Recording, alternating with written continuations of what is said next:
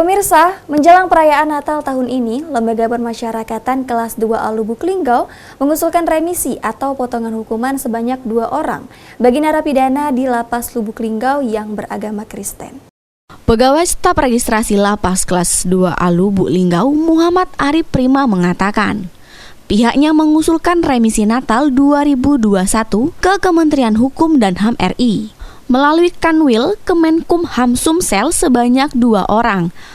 Namun yang sudah dipastikan mendapatkan remisi Natal tahun ini adalah 2 orang tersebut. Karena sebelumnya sudah diajukan remisi, jadi otomatis kedua orang itu mendapatkan remisi Natal tahun ini.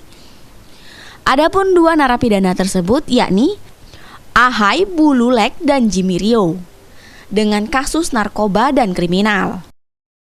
Remisi Natal tahun 2021 itu ada sebanyak 2 orang. Karena yang 2 orang itu sebelumnya memang sudah mendapatkan remisi, dan untuk remisi tahun ini tidak perlu diusulkan karena otomatis akan mendapatkan remisi lagi. Oke, untuk yang diajukan sendiri itu ada berapa orang sebenarnya? Yang sudah diajukan sebelumnya itu memang ada 2 orang kan. Cuman sebenarnya ada tahanan lain atau narapidana lain yang harus mendapatkan remisi yang akan diusulkan remisinya.